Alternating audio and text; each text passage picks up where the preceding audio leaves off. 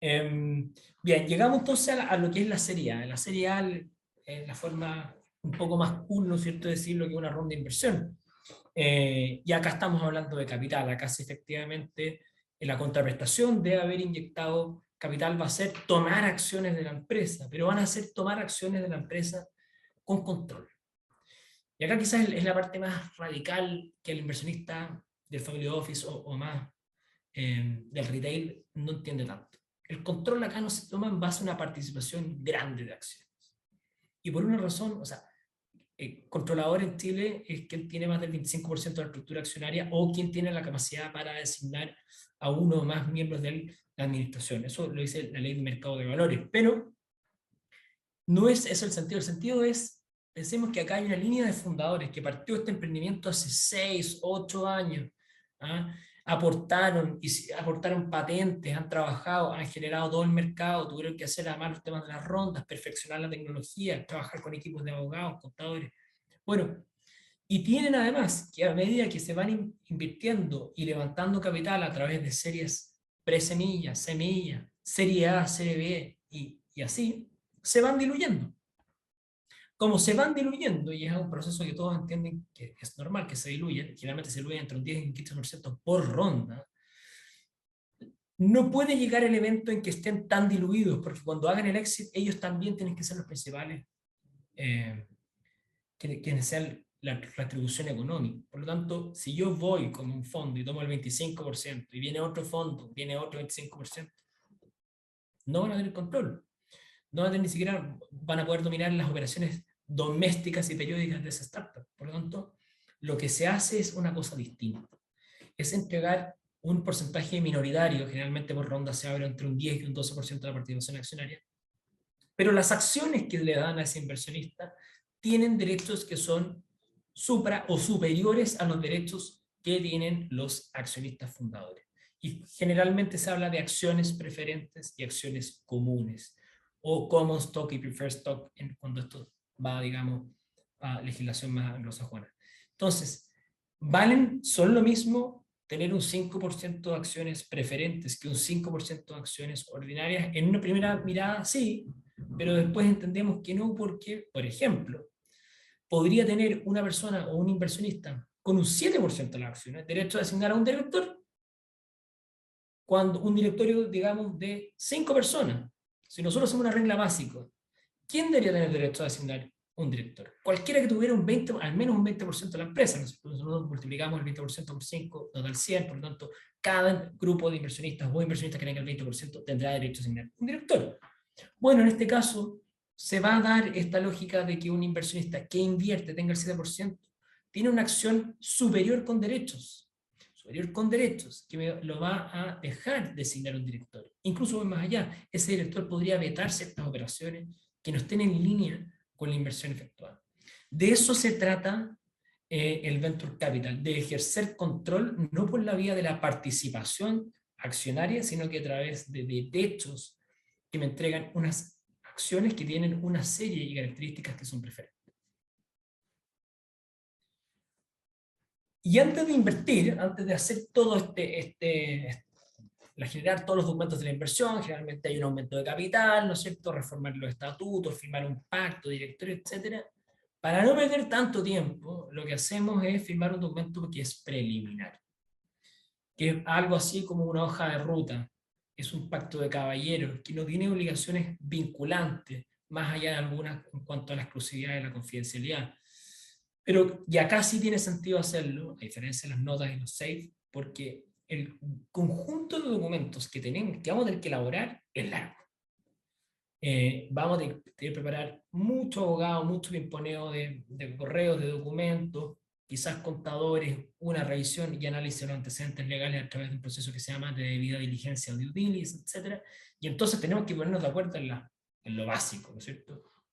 De, bueno, cuál es el capital que voy a invertir, cuáles van a ser estas preferencias que van a tener las acciones, cuáles van a ser mis formas de salida. De nuevo, esta es una estrategia de salida, cómo voy a salir yo de esta sociedad, cuáles van a ser mis derechos, tanto mientras yo tenga o detente la calidad de accionista y cuando salga. Y para eso está, digamos, la hoja de términos del proyecto. Entonces, ¿para qué sirve? Documento preliminar.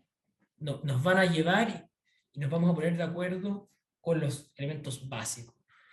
Yo, la verdad es que en todas las rondas que hemos hecho como oficina, en las que me tocó además trabajar como abogado regional del fondo, cuando se firmaba el term sheet, daban casi 99% que la inversión se cerraba. Me tocó solamente un caso en que, habiéndose firmado un term sheet de inversión preliminar, no llegamos a cerrar. Es muy raro. Debería haber un cambio, digamos, importante en las circunstancias de invertir. Y lo que hace entonces es resumir los aspectos más relevantes del levantamiento de capital. Se dice que no es vinculante porque y un pacto caballero, porque eventualmente, ¿qué pasa? Cuando yo firmo este documento, en paralelo estoy haciendo un análisis y un due diligence, pero no solamente legal, ¿eh? Típico uno se queda con, bueno, se van a ver los balances, se van a ver si efectivamente la sociedad es propietaria de la marca, de los activos, del software, de la patente, etc. Está bien, sí, eso es evidente. Pero hoy día, y a propósito del caso Teranos, no sé si alguien está consciente del caso Teranos, eh, el due diligence, y acá yo les digo porque en Estados Unidos fue la principal causal del caso Teranos, es el due diligence tecnológico. Es para ver si efectivamente la tecnología en la cual yo estoy apostando sirve o no sirve. Para eso es el due diligence. Más puntualmente en este caso el venture capital. Claro, si nosotros nos vamos a la industria de las fusiones y adquisiciones de empresas grandes, ya sabemos que la tecnología funciona, somos dos empresas grandes, se están comprando y probablemente vamos a tener que mirar los aspectos legales y contables y financieros y comerciales más de fondo, la tecnología está hecha. En este caso, en este caso no, en este caso es tecnología que los MVP todavía no está perfeccionada. El caso Teranos, para quien no lo conozca, un caso que fue se dio a la luz, hubo sentencia hace poco, de un dispositivo, bueno, típico Silicon Valley, una emprendedora muy carismática, que con un conjunto de emprendedores hizo un dispositivo de salud que sacaba, ¿no es cierto?, bastantes fórmulas o detectaba varios tipos de sangre, de acuerdo al tipo de sangre, una persona detectaba distintos tipos de problemas que podía tener. Esta tecnología nunca fue debidamente probada por los inversionistas no le hicieron casi due diligence, cerró, se asoció con Walgreens y con una cantidad de cadenas de Estados Unidos importante, nadie le hizo due diligence y qué pasó al final, no servía. Y no detectaba las 147 patologías que eventualmente decía, sino que eran 7. Hubo un caso, y esto se fue, digamos, la CSC, que es algo así como la Comisión del Mercado Financiero de Estados Unidos, y, bueno, los gringos tienen también su particularidad, y eventualmente se condenó y se falló en favor de los inversionistas.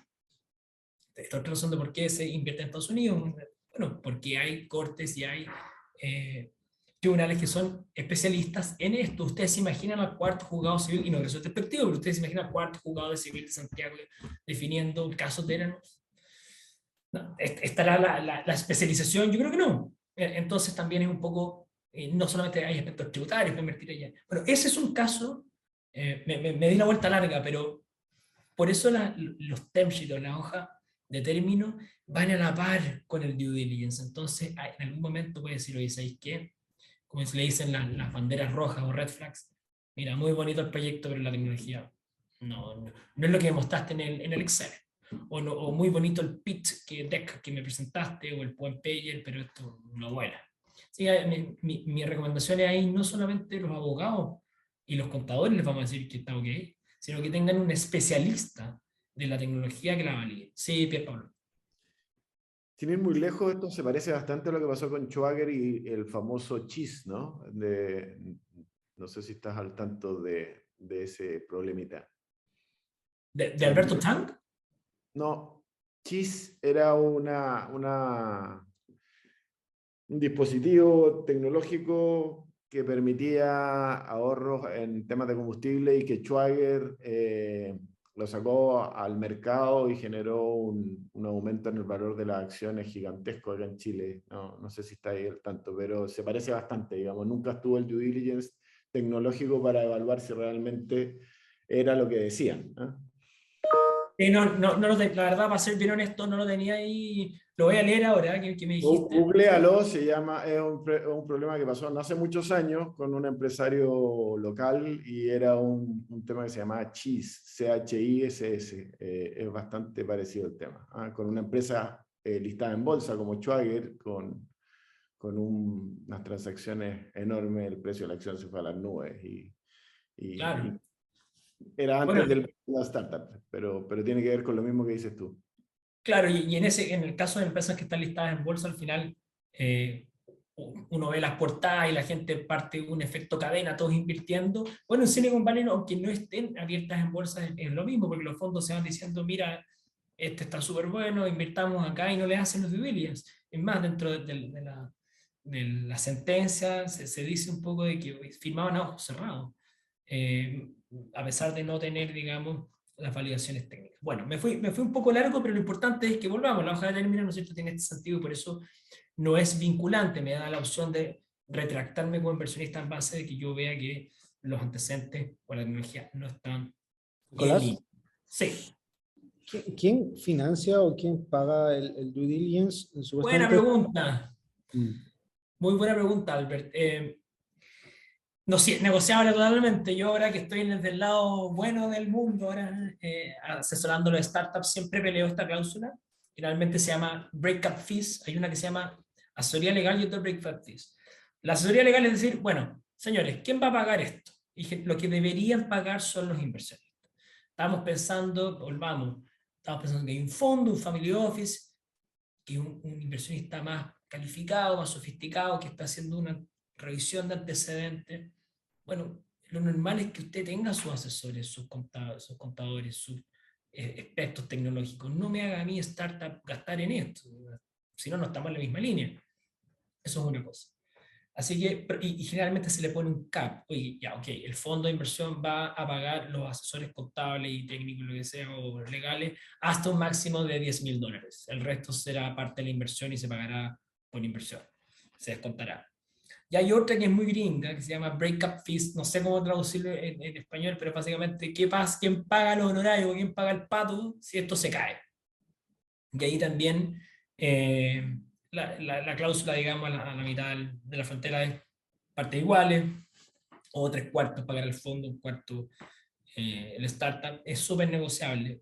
Y muchas veces no se pone, ¿eh? No se inserta, pero es bueno para resolver cualquier disputa en el futuro. Así que buena pregunta. ¿Para qué tipo de operaciones se firma? Bueno, ya dijimos, equity, inversiones de capital. No debería firmarse en SAFE o en nota. Yo creo que y cuando se hacen es por una recomendación de un abogado y esto va a sonar muy feo, pero es porque el abogado quiere cobrar más plata y generar más honorario y generar otro documento. Yo en general siempre digo, no debería firmarse porque un SAFE y una nota es muy simple, es un documento. ¿Por qué voy a tener que hacer un documento preliminar para un documento? En el caso del equity o el capital, sí, son 5 o 6 documentos largos, pactos de accionistas largos, aumentos de capital, sesiones de directorio, sesión de derechos, cláusulas de una competencia, etcétera, etcétera. Bueno, en el momento, creo que ya lo había dicho, se firma previo al due diligence y la inversión queda condicionada al mismo, en el evento de que existan contingencias materiales. Contingencias materiales, no cualquier cosa. Oiga, no firmó el señor, el trabajador 32, no está no tiene tantos trabajadores, pero no existe un anexo de contrato firmado. Bueno, no, eso no es material. Lo material es, por ejemplo, si usted está vendiendo y está en la industria de la salud, que no esté el producto aprobado por el ISP o eventualmente tenga un juicio en contra de la sociedad por más de 200 millones de pesos o uno de los fundadores haya sido condenado por, no sé, un delito importante, la tecnología no es la relevante. Esos son hitos que son materialmente relevantes para el inversionista. Bueno, así se ve. No sé por qué acá, esto es un error mío, pero indexamos un term sheet que nos tocó quizás hacer en inglés, pero la estructura es eso, es como muy de punto por punto y muy cortito. Oye, ¿cuál es la fecha de cierre? ¿Quiénes van a ser los inversionistas de la ronda? ¿Cuánto se va a levantar? ¿El precio por acción? ¿Quiénes son los accionistas? Etcétera. O sea, un resumen muy, muy gráfico de cómo va a ser la particularidad de la ronda de inversión. Lo primero que se tiene que saber es tienen que haber llegado, y los abogados no estamos, ¿cómo se valoriza la compañía? El inversionista de la sociedad tiene que llegar a un acuerdo de cuánto vale la compañía antes de la inversión, que se dice que es el pre-money valuation. Todo muy norteamericano porque suena muy bonito, pero es la valoración previa. Y si yo le agrego, ¿no es cierto?, el capital, me va a dar entonces la ecuación de cuánta participación voy a tener sobre la valoración final, post-money valuation. Eso es, ¿sí? Cuando ya tengo eso, ya estoy en capacidad de firmar este term sheet y meter a los abogados, etc. El monto de la ronda, ya lo dijimos, en las series A deberían estar desde los $2 millones hacia arriba. Se da mucho que las rondas sean sindicadas, generalmente hay fondos que son medios hermanos, invierten en conjunto, o Venture Capital, que con Corporate Venture Capital también invierten juntos, porque es una forma también de proteger la inversión y no ir solos.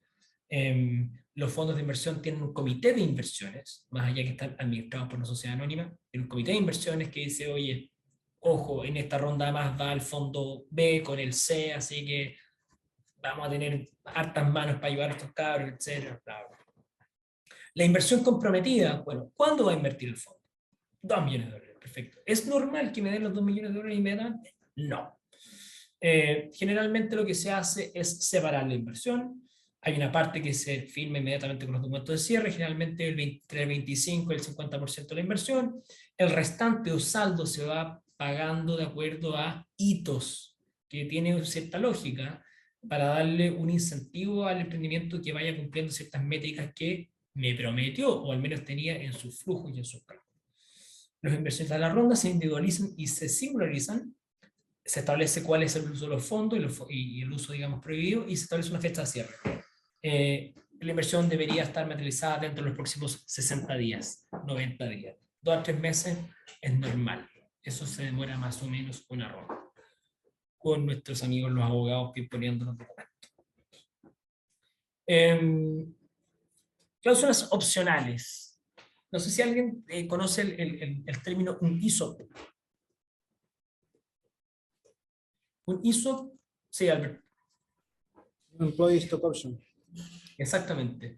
Es un plan, básicamente es la idea de decir, oye, mira, la verdad es que de acuerdo al plan de negocios, lo que se visualiza es que vamos a necesitar contratar recursos humanos en distintas áreas y probablemente no vamos a estar capacitados para poder pagarles un sueldo de mercado. Entonces, lo que tenemos que hacer para incentivar estas contrataciones es ponerles la camiseta, y qué mejor forma que entregarle acciones de la compañía. Hay un montón de modalidades de entregarle esas acciones. Muchas veces se entregan acciones que no tienen derechos políticos y sí económicos, en el mayor de los casos, porque al final la idea es retribuir económicamente a ese beneficiario, a ese CTO, a quien sea, pero no lo vamos a meter en el mismo grupo de decisiones corporativas o gobierno corporativo con los inversionistas. Cuando se trata de cofundadores, sí les vamos a dar las mismas acciones. Pero generalmente lo que hay, muchos fondos lo que dejan como condicionante a cualquier inversión es que se abra un pool, se les dice un pool, un número determinado o porcentaje determinado de acciones reservado a estos beneficiarios, porque de esa forma la empresa va a crecer mejor. Y warrants básicamente son opciones que los fundadores pueden recobrar acciones. Si los fundadores tienen una buena asesoría legal, debería siempre agregarse esta cláusula, que básicamente es una forma de negociación de la valorización cuando el grupo de fundadores siente que la empresa no fue valorizada de acuerdo a lo que... Sí, Pierre Pablo. Sí. ¿Es si esos warrants solamente funcionan cuando hay aumento de capital o puedes partir de cero con un warrant? No, los puedes agregar también con SAFE. Ya. Y con notas, sí. Ya, vale. Un warrant es básicamente que me dé la opción a mí para poder sí, es como recobrar acciones o poder invertir adicionalmente, etc. En el caso de los fundadores, lo que hacen ellos es decir, ok, ya, me pusiste esta valorización, pero déjame pelear que si eventualmente en los próximos 12 meses voy a recobrar un 1 o un 2% de las acciones. Ok. Por eso yo lo que entendía era que mantenía ahí una cantidad de acciones como en suspenso para que el fundador tuviera la opción de comprarlas, ¿no? Claro, exactamente. Exactamente. O para recomprarlas. Sí. Vámonos a derechos preferentes. A ver, derechos preferentes hay muchos, pero yo voy a ir a los key terms, a los que son los más importantes, y sin duda la estrategia de salida más típica. Este es el slide que tienen que grabarlo y sacarle la foto y decir, esto es lo más importante cuando yo ingrese a una inversión, es la cláusula de preferencia de liquidación. Nuevamente la traducción del inglés al español es mala, porque si yo les digo qué entienden por liquidación, usted me va a decir que la empresa está liquidando sus activos porque está en un proceso de disolución. Pero esto es un concepto más amplio que los gringos le dicen dim liquidation, que es básicamente cuando hay liquidez. Es cuando se vendieron los activos, es cuando se vendieron las acciones, los principales, el inmueble, etcétera, la tecnología, digamos. De eso estamos hablando.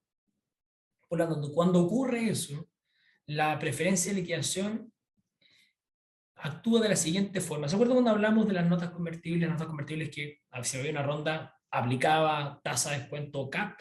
Bueno, acá sí algo más o menos similar. Acá yo ya tengo acciones, ¿cierto? Yo ya tengo un 5, un 10, un 15% de las acciones como inversionista. Entonces, en este caso lo que voy a hacer es que llegada a la ronda de inversión, yo voy a poder decir, ok, quiero que recibir del precio total de la compra lo que me corresponde a mí bajo participación accionaria, ese 10%, o la fórmula de los múltiplos, 2 veces la inversión, 3 veces la inversión. De eso se trata la cláusula de preferencia. La vamos a ver en un slide con un número, siguiendo la tesis, digamos, de la estructura accionaria anterior. Eso es, hay algunas que son súper agresivas. A mí me tocó ser parte de un fondo de estrategia bastante agresiva y que además no solamente decía, bueno, yo me pagaré, por ejemplo, 2 veces la inversión, el costo tributario, o sea, efectivamente lo que yo saqué de mi bolsillo e invertí, ok, viene a la compra, me pago 2 o 3 veces. Sino que la cláusula puede ir más allá y que es la participación preferente o participating preferred, que es decir, no solamente me voy a pagar las 2X, sino que una vez me pague las 2X, vuelvo con todos los accionistas y me pago lo que me corresponda de ese saldo, el proporcional. Entonces es bastante agresivo porque eventualmente me estoy pagando 2 veces. Esto es generalmente una cláusula que se pacta cuando hay un riesgo importante en cuanto a tecnología y valorización de la empresa. ¿Ya? Tal como el catch-up, tal como los inversionistas tienen esta preferencia de liquidación, los emprendedores también tienen su propia preferencia de liquidación. Cuando me toca asesorarlos, yo siempre digo, oye, la cláusula del catch-up. ¿Y qué es el catch-up? Es básicamente lo mismo. ¿Y a quién se va a pagar primero? Bueno, se va a pagar primero, por ejemplo, si tuviéramos una serie B, los inversionistas del titulares de las acciones serie B, de acuerdo a la cláusula de preferencia de liquidación de serie B. Luego los serie A, y antes de los fundadores podrían pagarse los fundadores. Podrían haber ángeles, ¿no es cierto?, aceleradoras, etcétera, family office. Se podrían pagar los fundadores en base a los aportes que ellos hicieron previo a que ocurrieran todas estas inversiones. Tecnología, horas hombres, dinero muchas veces. Y eso también se puede pagar de acuerdo al waterfall, digamos, o preferencia previo a cierto grupo de emprendedores. Veamos entonces la cláusula con números. La estructura accionaria está en base a lo que habíamos dicho antes. Oye, bueno, es lo mismo.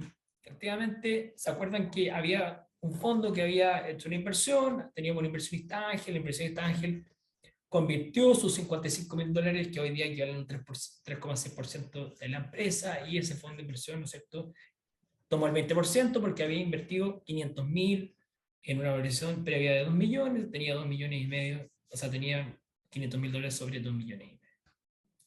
Misma estructura, o sea, estamos siguiendo la cronología de la startup, que primero se financió con una nota, vino una ronda de inversión y hoy día ya no son 4, sino que son 6 inversiones. Y llegamos al escenario de la adquisición. Bueno, ¿qué ocurre? Precio de la compra, $15 millones de dólares, medio de pago 100% en dinero. Los medios de pago en los exit son medios híbridos. ¿Ah? Generalmente se les paga a los inversionistas, pero a los fundadores se les paga con acciones de la nueva compañía, con algunos bonos, etc.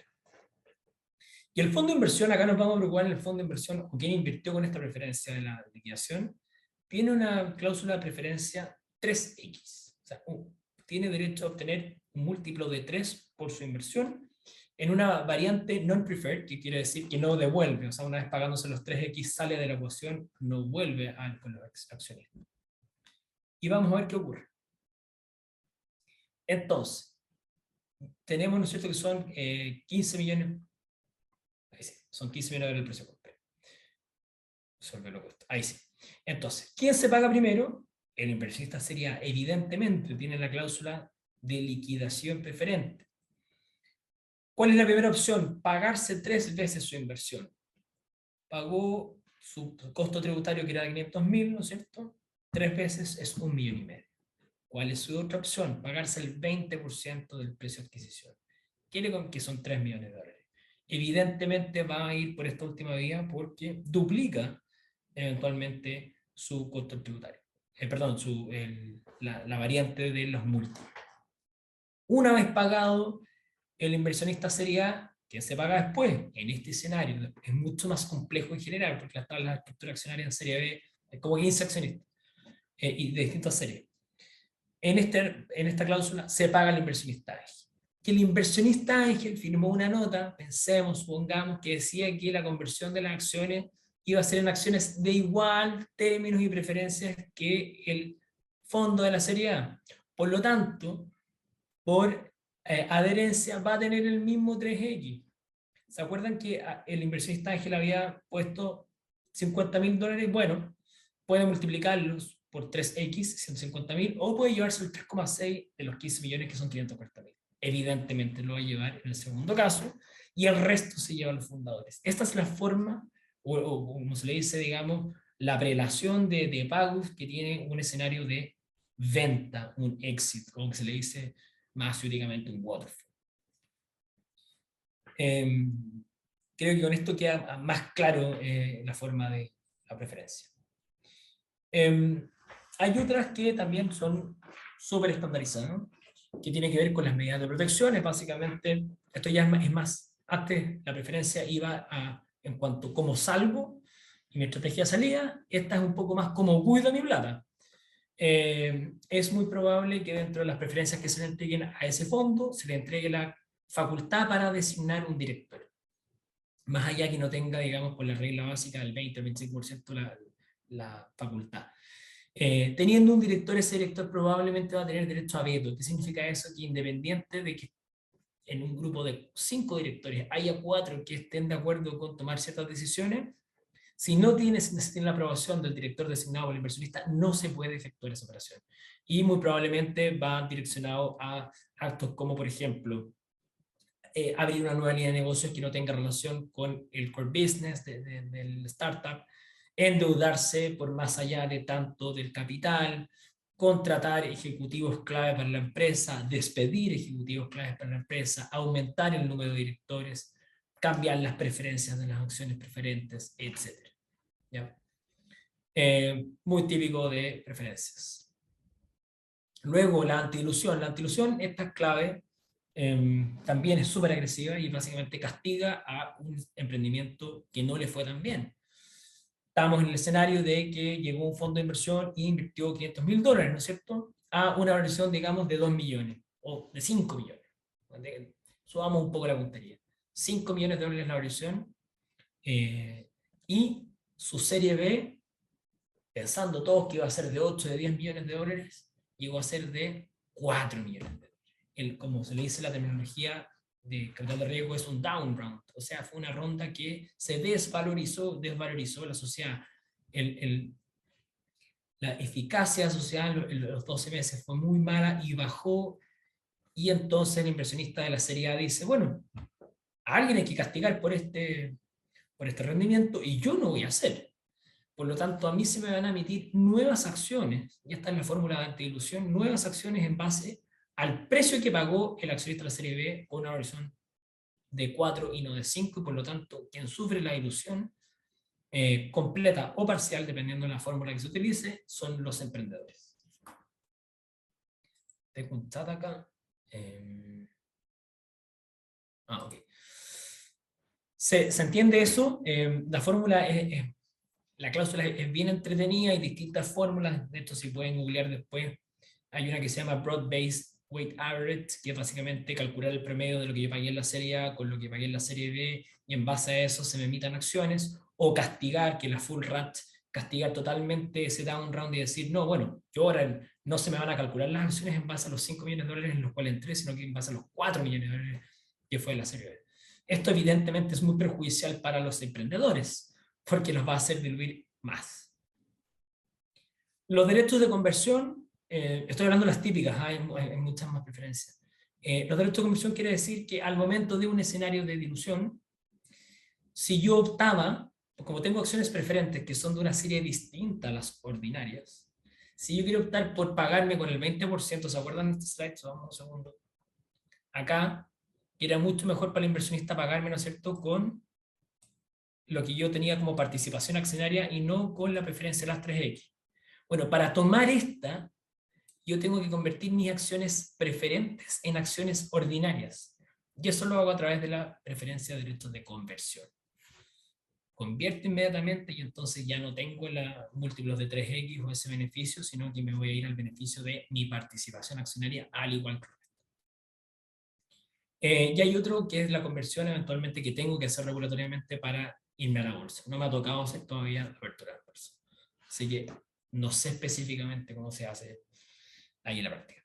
Y la elección de directores, lo que dijimos acá, es muy típicamente dos cosas. Primero, tiene sentido que se establezcan. Hoy día cada vez menos se quiere ser directora, ¿eh? Todo esto por las obligaciones, digamos, solidarias que uno puede llegar a tener. Pero muchas veces cuando se da esta preferencia a los fondos le dicen, ok, usted va a tener esta preferencia, pero si llega a tener un porcentaje muy menor, en el caso de menos de un 5% o lo que sea, va a perder este derecho. Que es normal porque supone que va a venir entonces una nueva ronda de inversión con nuevos inversionistas y van a tener ellos preferencias sobre el resto. De todas formas, siempre es importante que del directorio hay una mayoría que sea de fundadores. Siempre. Hay una figura que no sé si la han escuchado que se llama el observer o director observante. No sé si alguien está familiarizado con esa. Ok. Quiere decir, y es muy peligrosa para los founders, que es un director. Los directores tienen en general tienen varios derechos, pero tienen dos que son claros al momento de celebrar una sesión de directorio, que es el derecho a tener voz, ¿no es cierto? Poder discutir todos los asuntos, pedir información a los gerentes, hablar de informes que tengan, y otro que es el derecho a voto. Una vez que las materias son discutidas, tienen que tomar un acuerdo y en base a eso se hacen votos. Bueno, el observante es quien tiene derecho a voz, pero no a voto. Y probablemente me ocurrió a mí, cuando nosotros, por ejemplo, apoyando a algunos inversionistas, iba a una ronda sindicada en que habían 3 fondos de inversión y de acuerdo, o sea, armaba un directorio de 5, entonces 3 de los directores eran fundadores, 2 eran inversionistas y nosotros por monto de inversión no nos alcanzaba y tener ese quinto director, pedíamos un observante. Para poder igualmente estar en las decisiones, digamos, en el día a día del tema del gobierno corporativo. Y puede ser, digamos, un poco jugarle en contra a los emprendedores porque al final puede dar vuelta a la mesa en una decisión estratégica tener a un director más de un inversionista. Ojo con los temas de interlocking, muchas veces, y creo que es una práctica muy buena en startup, no tener a un director que sea director a la vez de una empresa que pueda competir. En simple. No parece que fuera prudente o de una buena gobernanza que el director de Pepsi sea a la vez director de Coca-Cola. Por lo tanto, si ustedes van a emprender, o sea, van a invertir en una empresa que, por ejemplo, está en el mundo de la fintech o de la agricultura, bueno, que esos directores no estén vinculados a otros emprendimientos o empresas de similar tamaño y mercado. Bien, las últimas slides están hechas en base a todo esto. No hay dudas, ¿no es cierto?, de las preferencias que son bastante relevantes y establecen la forma de las estructuras de salida. Nico, un par de preguntas antes de pasar. Sí. Sobre los directores. Dijiste que el director observante no tenía derecho a voto, pero sí a voz. Así es. Y dijiste también que se está manifestando poco la intención de la gente de ser director por las responsabilidades legales que tiene hoy día. La pregunta es, dadas las características de las sociedades de estos emprendimientos que habitualmente son SPA o limitadas, Todos ¿no? casi. Todos, ¿no?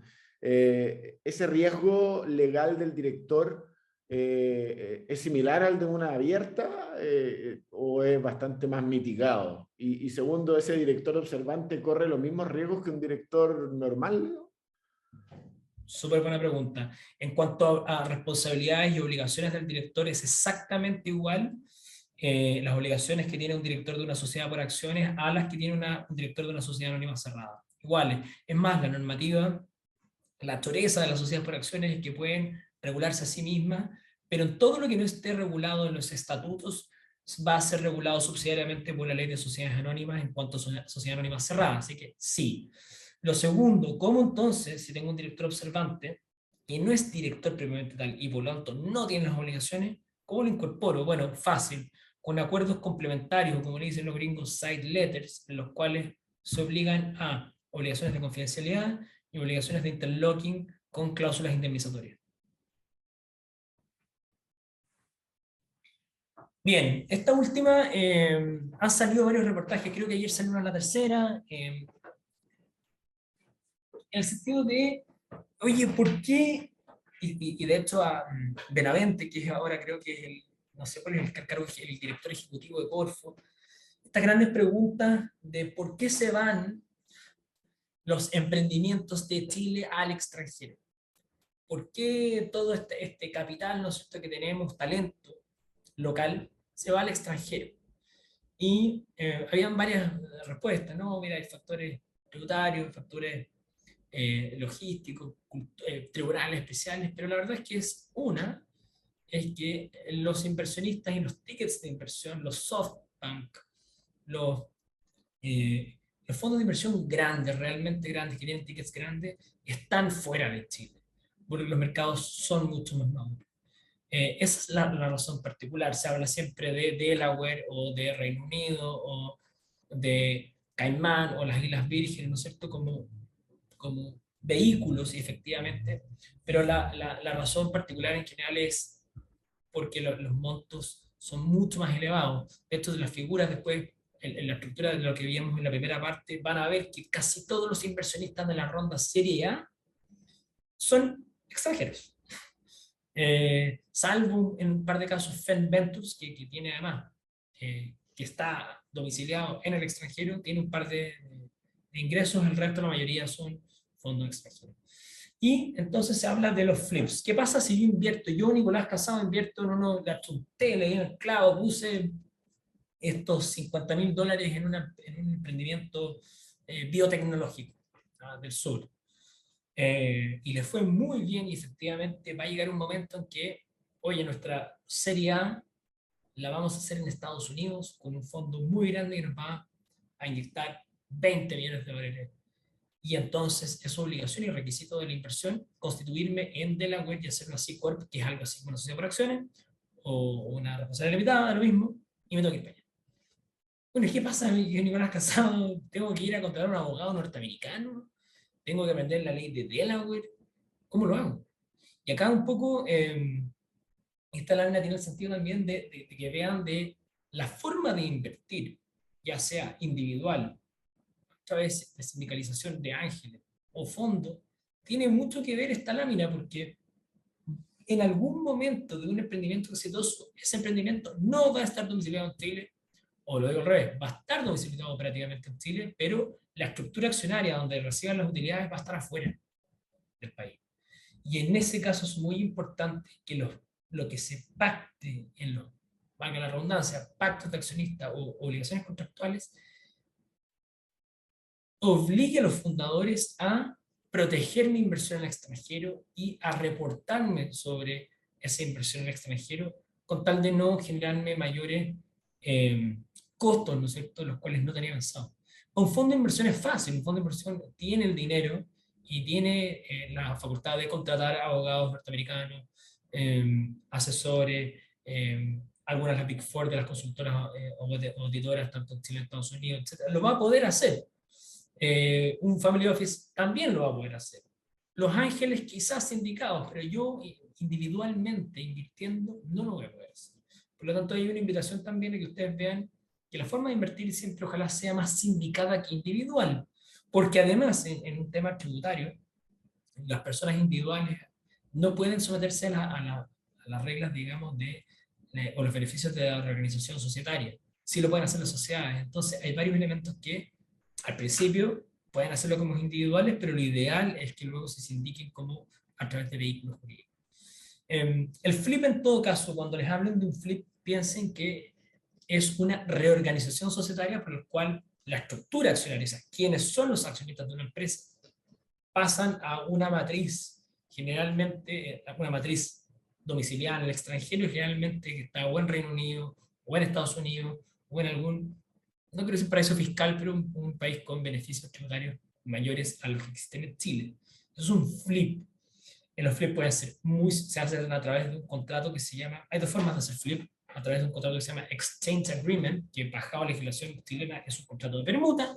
Señor, yo le voy a pasar acciones a la empresa norteamericana comprará todas las acciones en Chile y yo me haré entonces dueño de acciones o derechos sociales en Estados Unidos. La idea es que esa sociedad en Estados Unidos sea dueña 100% de la sociedad chilena. Ahora, el problema se hace más interesante, me ha tocado cuando el startup no solamente tiene una sociedad en Chile, sino que tiene una en Perú, otra en Colombia y otra en México, y hace el flip, ¿no es cierto?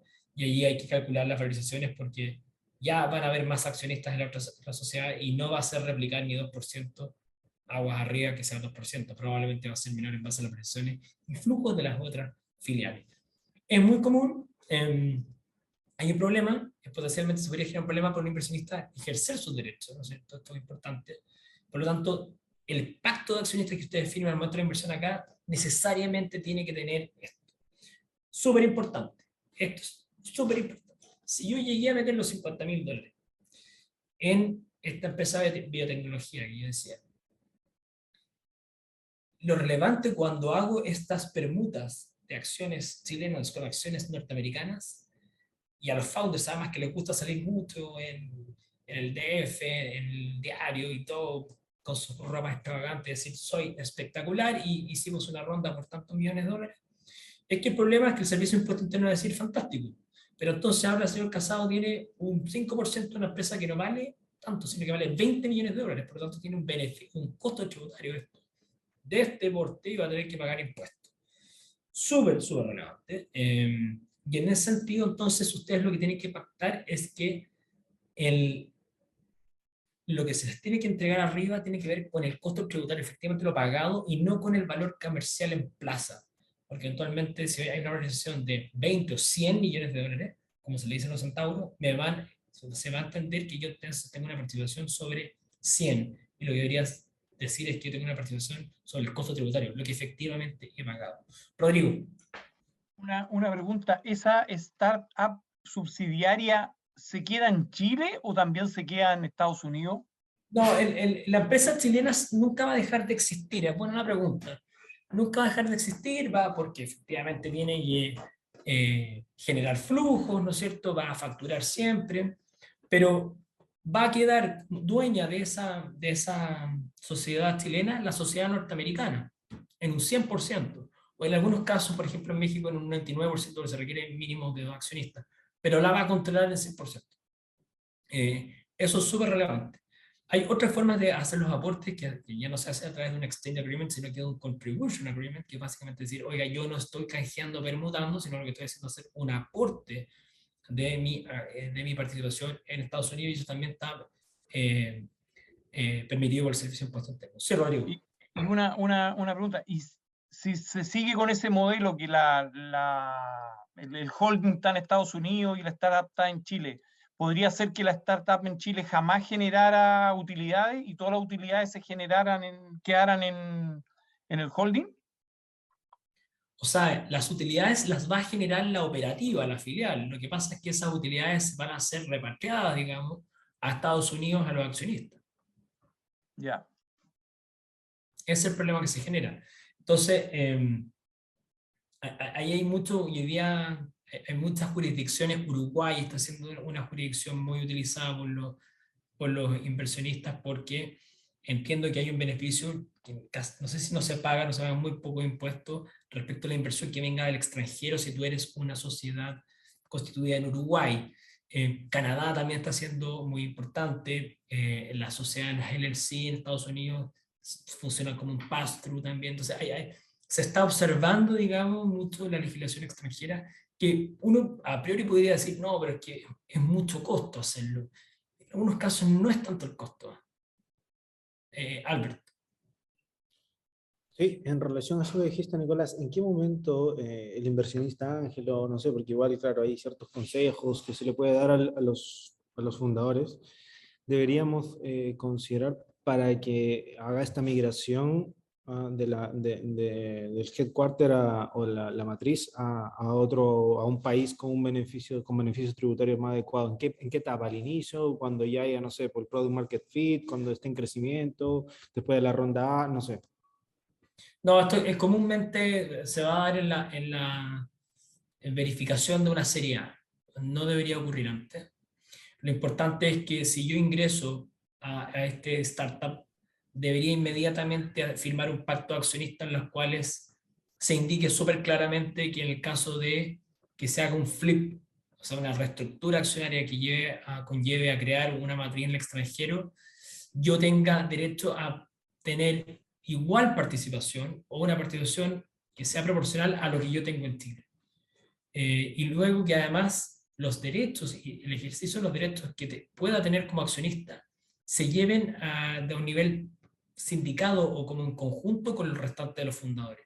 Porque si no, la verdad es que voy a quedar muy en solitario, no voy a saber qué está pasando y que se establezcan obligaciones de reporte. Es súper relevante. Rodrigo. Una pregunta. Mira, imagínate que, por ejemplo, a mí se me ocurre, busco dos universitarios que están con una muy buena idea, biotecnólogos, etcétera, formo con ellos esa startup acá y eventualmente tendría que ir yo a hacer ese holding a Delaware por distintos motivos. Yo tengo que ir junto a ellos a constituir la empresa ya. No, las sociedades hoy día incluso las podéis constituir a un clic. Pero, pero ellos sí tienen que formar parte. Si yo más dos universitarios, por ejemplo, sí. y formamos esta empresa, ellos tendrían que formar parte de ese holding en Estados Unidos, aunque no vayan nunca a Estados Unidos, pero tendrían que formar parte de ese holding. Sí, efectivamente. Efectivamente. Tendrían que ser accionistas de esa sociedad y en algún caso directores. Lo que ocurre mucho, y nosotros también hacemos con clientes extranjeros, es que quien te constituye esa sociedad probablemente sean los abogados norteamericanos o una consultora y luego te traspasa esas acciones. Ni siquiera tienes que ir a Estados Unidos. Pero sí, vas a tener que ser accionista de esa sociedad. O sea, al menos uno de los tres debería ser accionista de esa sociedad. Sí, y lo ideal es que fueran los tres, digamos. Ya, está bien. Sí, las sociedades gringas, a diferencia de las chilenas, voy al tiro bien, a diferencia de las chilenas, tienen algo en vez que nosotros copiamos, y si pueden el día de mañana hagan lo que es muy interesante, que es que constituir una sociedad con un capital largo, un número de acciones determinado, y no es necesario que tomen todas las acciones. Entonces, por ejemplo, las shares, las acciones que emite una sociedad norteamericana, 1 millón de acciones, pero las quienes suscriben 10. 3 y 4 los 3 accionistas y listo. Y el resto entonces los tengo para eventualmente que sean suscritas o tomadas por distintos inversionistas en el futuro. Es mucho más simple que hacer aumentos de capital a cada rato. Nosotros lo hacemos así comúnmente en la oficina con el emprendimiento de los startups. Pier Paolo. Nico, no me quedó claro cuando hablaste respecto de la valorización esta rimbombante que aparece en los mercados versus el costo tributario. ¿Cómo Sí. el Servicio de Impuestos Internos chileno puede, entre comillas, cargarte tributariamente en base a esa valorización? Sí, el servicio lo que puede hacer es retasar. Porque acuérdate que las sociedades tienen una obligación, el Código Tributario dice que hay una obligación de informar todo tipo de actualizaciones societarias, ¿ya? Entonces, Sí, pero pensando en que hay una reorganización y hoy día quien va a ser el accionista de la sociedad chilena va a ser una sociedad norteamericana, ujú, tenemos que decir, oye, y tenemos que adjuntar los documentos además para decirle, mire, yo ya no soy el accionista, sino que pues, hoy día es tanto corp, limit, lo que sea, esta es la accionista no 100%. Ok, y voy a tener que acompañar los contratos de venta de acciones, etc. Y después aparece, digamos, porque hoy día aparece públicamente, es información pública en los diarios, que hubo efectivamente una ronda de inversión por tantos millones de dólares.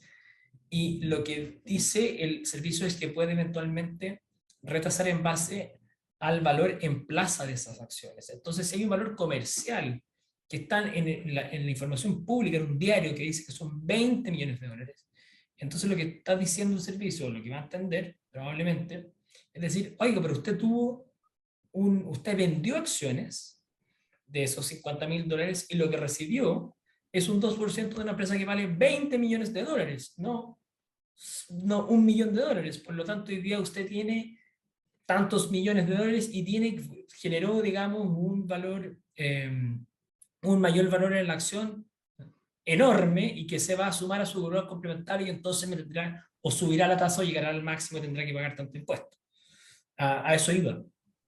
Por lo tanto, consejo muy práctico es que los pactos de accionistas ustedes establezcan, porque además esta es la forma de ir a pelear después un servicio, quizás, no lo quiero decir públicamente, pero puede ser una argumentación prudente, es que en un pacto de accionistas fijado y firmado de forma preliminar se diga, oiga, yo voy a obtener el mismo costo tributario en la sociedad extranjera, para que después el servicio no venga a decirme que porque hay una nota de prensa, digamos, que diga que vale 50 millones y yo tengo el 2%, el 3% son 50 millones de dólares.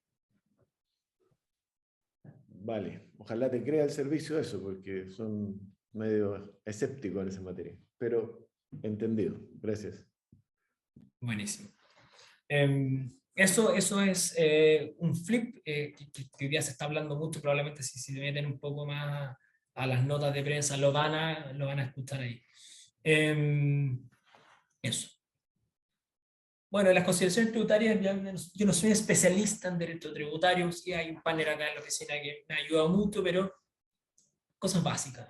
Primero, tengan presente que los startups, los emprendimientos que van a invertir no van a tener utilidades y si eventualmente las tienen, las van a reutilizar para capital de trabajo, para expansión, para compra de tecnología, etcétera, etcétera. Hay muy pocos casos, he tenido 1 o 2 casos que los emprendimientos han tenido mucha atracción. Hace poco me tocó con emprendimientos relacionados a la industria de los vehículos, de los autos, en los cuales las pandemias tuvieron muy buen rendimiento, pero en general no se da. Por lo tanto, no piensen que al invertir van a tener una rentabilidad muy cercana, sino que siempre piensen que su éxito va a ser en base a vender las acciones. Hay algunos fondos, a medida que el mercado está más maduro, hay algunos fondos de inversión que lo que hacen al momento de la serie A es decir, oye, pero tenéis 18 accionistas, 15 accionistas, que esta cuestión tenéis mucho repartido, muy atomizado, como se dice, muy atomizado tu cap table. No, acá hay que comprar. Y en algunos casos se compran participaciones menores para limpiar la mesa, como se dice, y que el control quede nuevamente radicado en los fundadores y los distintos grupos de inversionistas a futuro. Segundo, efectuado el exit, cada accionista pagará el impuesto sobre el cual su vehículo en sí mismo esté domiciliado. Súper relevante. Tener previsto si eventualmente se hace la venta, dónde yo voy a tener que pagar. En Estados Unidos, en Chile, en Uruguay, etcétera. Eso es clave. Por eso hablaba de Uruguay. Uruguay tiene una legislación que hoy día permite, digamos, de la inversión que reciba, la utilidad que reciba el extranjero, no pagarlas o pagar menor. Es súper importante. Pacto de accionistas, de nuevo. Si pueden y negociar, no digo que lo hagan al principio, pero si pueden negociar que eventualmente ustedes pueden vender su participación accionaria a una sociedad chilena o extranjera en la cual ustedes sean controladores, sería genial, porque entonces les da altura de invertir al principio como individual, pero luego traspasar eso a un vehículo jurídico mucho más interesante y desde un punto de vista tributario más eficiente. Y creo que ya lo había dicho antes en los slides, pero ¿Por qué los fondos de inversión hasta ahora, porque están temblando los fondos de inversión y fue la razón por la cual muchos volaron a Miami, es que, bueno, tienen un beneficio tributario que no pagan impuestos en primera categoría, que es súper interesante porque al final lo que hacen básicamente es llegan a su séptimo año o su octavo año, reciben todas las utilidades y después lo que hacen es repartir aportantes, pero con ese mismo fondo también pagarse un poco las administradoras por su comisión de administración y ya tener un pool también para crear su fondo 2 y así se van creando fondos sucesivamente, que es un poco la idea de los fondos de inversión. Conclusiones, nada, bueno, tres conceptos en lineamientos generales. Primero, entender el mercado del venture capital. Es un mercado que el control no va en participaciones, va en acciones preferentes, va en derechos preferentes. Todo es muy negociable, más allá que hoy día se trata de estandarizar, es caso a caso. Depende de si soy una persona, un individual, depende si soy una red de inversión ángeles, depende si soy un fondo de inversión, un family office, etc. Pero sí supone algo, que siempre van a existir rondas sucesivas de inversión y las cuales si no vuelvo a poner plata, me diluyo y pierdo mis derechos. Eso es, así funciona hasta la venta. Respecto de la ronda de inversión, se trata de procesos bastante automatizados en cuanto a su procedimiento con la documentación estandarizada. SID, Pre-SID sería más o menos los montos, ya los pueden ver después más detenidamente, ya se sabe más o menos cuánto es una serie para arriba. ¿Por qué? Antes hacía una pregunta, creo que Albert, ¿qué significa que esté en una serie de Pre-SID? Bueno, probablemente está en tu MVP, etc. Y los mecanismos de inversión en los actores, importante saber quién va a invertir conmigo, cómo me puedo apalancar. Se habla muchas veces del smart money, que es básicamente, oye, no solamente quiero recibir inversión plata, quiero que además este inversionista me contacte, me haga networking, me ponga especialistas que puedan ayudarme en mi core, etc. Y los mecanismos de inversión súper importantes. Si ustedes son inversionistas individuales, que hoy día está un poco, ya entendieron notas o safe. El resto, la verdad es que no tiene mucho sentido. Si no hay un inversionista sofisticado que sepa leer esa información, procesarla y valorizarla, y probablemente no lo hagamos como individuales. Oye, súper, como dicen los británicos, sharp en los últimos 10 minutos. Abro la ronda de preguntas y para la gente también que está presencial en el 3G. O si tienen alguna otra pregunta que no sea necesariamente este tema, también está. Nicolás, una consulta que se me quedó hace rato sobre bueno, hace un tiempo pasaba que no era recomendable las constituciones estas de empresa en un día. No sé si el sistema habrá cambiado y algo, y si la recomendación sigue siendo como la empresa en papel, que es como a veces cuando los emprendedores están como en una etapa bien temprana, consultan eso mucho. ¿Qué es lo que tú ves hoy día como escenario? Sí, creo que el argumento de por qué nació la empresa en un día es un poco, no sé si se acuerdan, un ranking que todavía existe, digamos, que antes no había mejor, que se llama el Doing Business, que básicamente, oye, cuánto o cuán fácil es hacer negocios en distintos países. Y Chile lo que necesitaba era agilizar sus procesos, dentro de ellos se cambió la ley de quiebra y se decía, oye, se hizo un procedimiento concursal mucho más fácil. ¿Y cuánto se demoraron a hacer una sociedad? Y los tiempos eran bastante extensos para lo que podía hacer. Por eso nace Empresa en un Día. Y Empresa en un Día es muy bueno para cuando alguien, por ejemplo, típico emprendedor, oye, que acabo de saber que hay una convocatoria y necesito ver la sociedad constituida y root. Y eso en el sistema tradicional te puede ir menos 4 o 5 días. Ya, ok, para ese tipo de problemas creo que sirve. Pero si tenemos el tiempo y tenemos en vista hacer una empresa que va a ir levantando capital sucesivamente, no es una buena opción. Y te voy a dar solamente 3 razones de por qué no es una buena opción. La primera es en cuanto de forma. La geografía de los estatutos de empresa en un día es, por no decir mala, horrible. No permite hacer estatutos adecuados o, digamos, que estén a la medida de un emprendimiento, porque básicamente Empresa en un Día funciona a través de formularios que son predeterminados, preestablecidos, con cláusulas que están ya hechas, por lo tanto muchas veces no nos va a permitir hacer lo que nosotros queramos. Lo segundo es un sistema que permite ver y todo el catastro de empresas únicamente utilizando mi clave, única. Todos los chilenos y los ciudadanos tenemos una clave única, nosotros ingresamos con eso y buscando el root o el nombre de la sociedad puedo ver cuáles son los estatutos, cuáles son las modificaciones, etcétera, etcétera. Alguien me podrá decir, bueno, el sistema tradicional de escrituras públicas, para que las ordenanzas son públicas, puede hacer lo mismo. Sí y no. En las escrituras públicas, primero, no tengo un acceso online, tengo que ir a pagar efectivamente a un archivero o a una notaría, y se hace mucho más engorroso, por lo tanto, tiene un sistema de protección en cuanto a reglas mejor. Y lo último de empresa en un día es que básicamente el problema cuando se generó es que todos los emprendedores dicen, oye, constituyo una empresa en un día, no le pago al abogado y hago yo la sociedad y tal, es súper fácil hacer un par de clics y muchas de estas sociedades vienen con vicios de nulidad. Porque se generan, más allá que hay templates o cláusulas predeterminadas, se generan errores groseros que luego hay que cambiar y salen, digamos, el costo es mayor. Ahora, el que constituye una sociedad en un día no tiene ningún problema porque hoy día permite migrar el sistema al régimen general. En general, los inversionistas y los abogados no nos gusta el empresa en un día. Para los inversionistas extranjeros se les genera además en algún caso no les permite ingresar como accionistas, así que hay varios contras en ese sentido.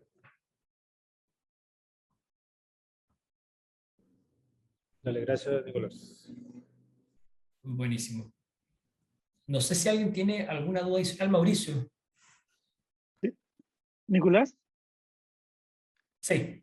algo comentaste delante que te había sorprendido porque ha habido tan poca inversión o capital de inversión en la industria minera, en la industria de servicios a la minería, como de hecho yo que provengo de ese mundo, al escucharte te encuentro toda la razón, siendo que es una industria tangible porque tú ves un sinnúmero de empresas de servicios que son capaces de desde poco nacer, de tener unas ventas bastante sostenibles, mucho más que todo esto mismo que tú indicabas recién, de, de, de los jóvenes que están con startups, empresas tecnológicas que buscan mercados mundiales más que mercados locales, y nosotros tenemos un mercado nacional, que es minero, que es energía, que es litio, que nosotros, se da exactamente lo que tú vienes, y yo te agregaría un adicional a la pregunta que quería hacerte, el por qué. Es que si el que quiera meterse en ese rubro debiera ir entrando no solamente con aporte de capital, sino que aporte de management, porque a mí mi visión es que las mayores debilidades en este rubro están en ese aporte en el management para poder enfrentar ese gigantismo que le provoca a cualquier empresa de servicio de repente recibir 5.000 millones de pesos en órdenes de compra. Sí, bueno, opino igual que tú. El tema del management de administración es clave. Yo nunca no he sabido y me tocó muchas veces exponer y hacer los pitches del fondo en Corfo, porque antes, cuando las inversiones del fondo había que hacer una exposición y daba la opción para conversar con la gente de Corfo, ¿por qué no se hacía o se hacían beneficios, digamos, para que esta industria fuera, hubieran emprendimientos, digamos, sostenibles y para generar valor agregado, lo que se viene hablando hace 40 años, oye, tenemos el cobre, pero no tenemos la capacidad tecnológica para hacer la extracción, por decir algo Claro. básico. Y no se ha hecho, es más, Benavente de Corfo ahora apeló, no estoy muy de acuerdo, pero apeló a otras cosas que se iba a intentar hacer o reducir o alinear las inversiones en los temas de sostenibilidad, y está bien, es como el verbo rector hoy día, pero nadie nuevamente hablando de litio, de cobre, de industria maderera, que es donde tenemos los recursos y además deberían estar los inversionistas. Ahí sí que no deberían haber problemas de inversión porque tenemos Codelco, tenemos CMBC, tenemos o sea, grandes, gigantes que pueden invertir grandes cantidades. Entonces, según yo, se deberían dar beneficios. Yo siempre digo que los beneficios tributarios llaman. Todo lo que son las zonas exentas de pago, como lo hizo China, como lo tiene la SOFRI y todas estas cosas, si tú le pones beneficios tributarios a una inversionista en ciertas determinadas áreas específicas que tengan que ver, para evitar precisamente la fuga de capitales y de talento, creo que sería ideal.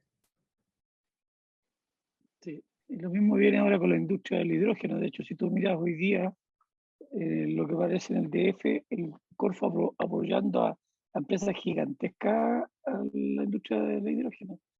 Y empresas que son, netamente son empresas gigantes, ¿no? El Liquid, hay otras más que son incluso extranjeras. Sí, efectivamente, bueno, yo creo que ahí no quiero entrar, digamos, a un tema de políticas públicas, pero creo que la magia siempre está en que el sector privado y el sector público estén bien entrelazados y puedan hacer proyectos en conjunto. Si no, no tiene mucho sentido esto. Bueno, Así que bueno, Pier Paolo, sí, por favor. Sí, me queda una pregunta, Nico, respecto desde la perspectiva del inversionista. En tu experiencia, ¿se ve mejor que la startup tenga una estrategia de salida desde su origen, digamos, por ponerlo, o lo más cercano al origen? Sí, yo creo que, bueno, de hecho, cada vez que me siento con un nuevo cliente, le pregunto en muy simple, ¿qué quería hacer? ¿Quería ser el próximo unicornio, compadre? ¿O quería que este sea tu guagua y llevarla tú hasta el fin de los tiempos? ¿O querías vender? No sé, porque depende mucho, digamos, de cómo va a ser la estructura.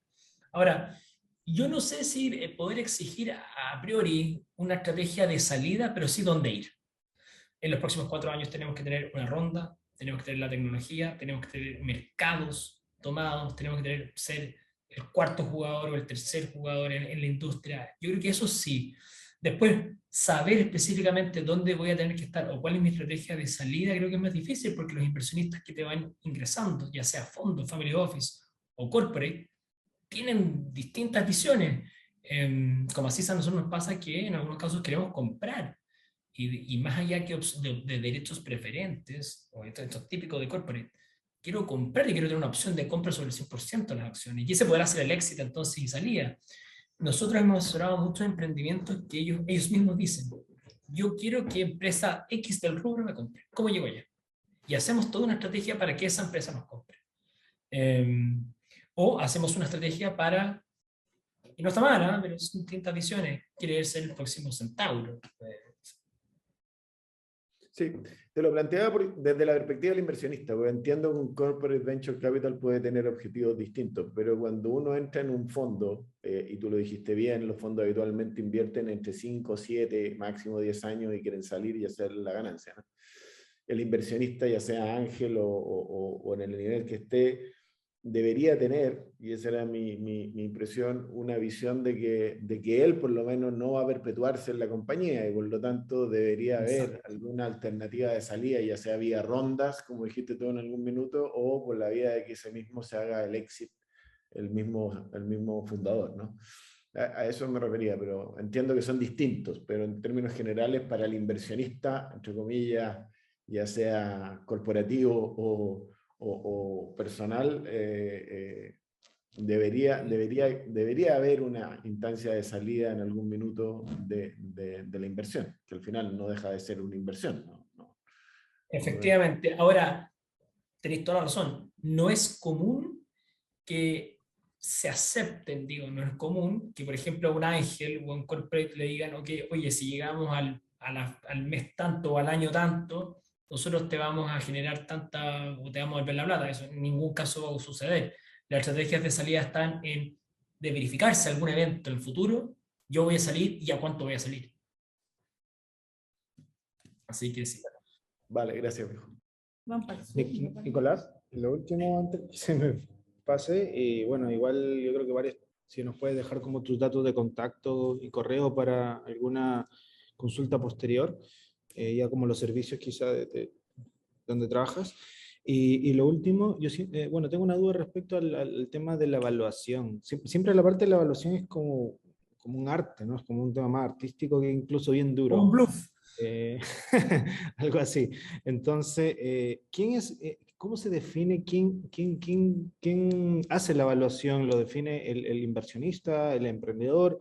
¿Se acuerda un tercero? ¿Y en qué etapa? Así como para que obviamente haya obviamente porque cada uno tiene intereses contrapuestos al final, ¿no? Sí, mira, te cuento lo que yo he visto. Tenemos clientes que valorizan. Hay empresas que valorizan y están especializadas, software que están especializados en valorizar startups. Y emiten un informe y de acuerdo a las métricas de las rondas de inversión que han existido, de acuerdo al mercado, de acuerdo a la tecnología, sacan un valor determinado y ese puede ser el resultado. Hay otros que eventualmente utilizan reglas más tradicionales, que los flujos futuros descontados, pero yo te diría, cuando a mí me tocó trabajar en el fondo y que nos fusionamos con un fondo alemán, y llegó, no voy a decir la empresa auditora, grande, de las dos más grandes del mundo, no tenían un carajo de idea de lo que era esto, estoy hablando hace no tanto tiempo, tampoco el 2015, 2016 por ahí, y es un poco también como no hay activos, como no hay antecedentes contables, balances que puedan sostener estas valorizaciones, tenéis que darle al activo subyacente, digamos, un valor muy, muy alto. Por lo tanto, yo no te diría, nosotros siempre los abogados llegamos después de las etapas de las valorizaciones, así que y muchas veces cuando me preguntan y digo, mira, no me pasa que estoy involucrado en la negociación, pero muchas veces los fondos también tienen analistas, y los analistas sí tienen un promedio de lo que está ocurriendo, digamos, en las rondas a nivel local e internacional, y por eso, por ahí te diría que se promedian más las valorizaciones. Además que muchos fondos de inversión tienen como política no poder invertir más de un porcentaje determinado, 15%, 13%, por lo tanto, realmente cuando ven una inversión que aunque no sea tan alta, van al máximo porque no pueden tener más. Ya, perfecto. Gracias, Nicolás. Ahí siempre, siempre queda como eso, como bien, hay caso y caso, ¿no? Hay distinto, no hay como una regla, al parecer, pero sí se entiende. Efectivamente, no hay una regla, es verdad. Claro. Es así. Oye, bueno, Mauricio, dos cosas. Uno, enviémosla, no sé si tienen el PPT, la gente que nos está escuchando, si no enviémoslo, los papers también de nuevo. Mauricio les puede pasar mi contacto, cualquiera que tenga una duda, feliz de ayudarlo. Y por ahí había visto, no sé quién era, creo que era Rodrigo. Esto totalmente fuera de protocolo, una bandera de la Unión Española, grande el señor que tiene Oye, ha sido un agrado hacer la charla. La verdad es que a mí me encanta este tema. Me he dedicado ya hace casi 10 años, así que cualquier duda nos contactan vía Mauricio.